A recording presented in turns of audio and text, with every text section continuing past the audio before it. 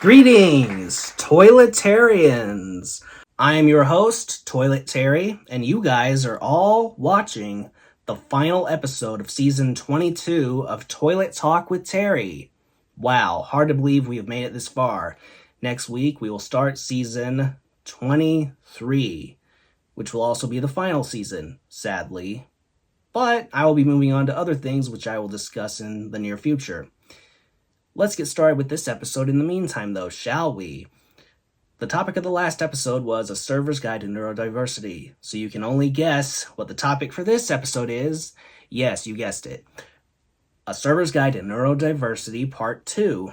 So yes, Part 2, I'm back at it. I've been a dietary server for so long now that I've gotten everything down. Well, sort of.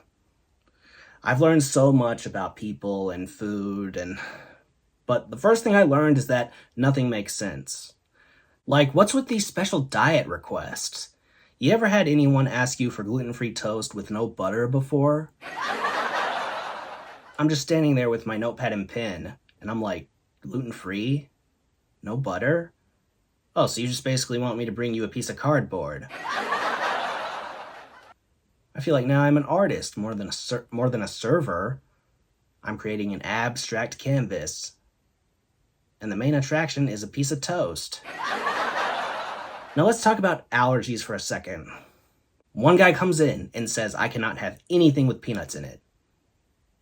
I say, okay, that's easy. I write it down. I go to the head chef with it. And the head chef says, we don't have any peanuts on the menu. I'm like, okay, but how do I tell him that the soup doesn't contain peanuts when he literally just said anything? Another challenge, people who don't give feedback whatsoever. They just sit there and eat their food in silence. And you're just standing there and you're like, did I do a good job? Did I not do a good job? Or are they just in a food coma? Like, I'm just standing there thinking, did you like it? Did you not like it? And then there's the moment when they do decide to speak up. You bring them their tray, and they're like, this is too hot. And I'm like, Karen, I didn't even cook it. I'm just here for the ride. Maybe I'll bring oven mitts with me next time. But the best part is when I'm trying to do my job like a professional, and then bam, somebody tells me a life story. Like one time, this resident told me, one time I was a world-class renowned chef. And I'm thinking to myself, oh, so I'm in the presence of royalty, and I just brought him soup that was too hot. I don't know what's worst. The fact that he's judging me, or the fact that I can't ask him for advice because I've got a schedule to keep. And you know what I've noticed most of all? These people are really picky about their food and drinks. So picky. No onions in my soup, please. Only 1 scoop of mashed potatoes. Not 2, not 3. Only 2 ice cubes, not 3. 2 ice cubes. No more, no less. I feel like I'm in a food courtroom. I object, Your Honor. The mashed potatoes have a trace amount of gravy. It's contaminated. What really gets me, though? People who just don't care. I serve them and they're like, yeah, whatever. Okay. Am I doing good, or did I just fail the food service contest? Or the food service test? At least act like it's a 5-star experience. Or they could put me in a tuxedo so I can feel like I'm delivering the most underwhelming fine dining experience.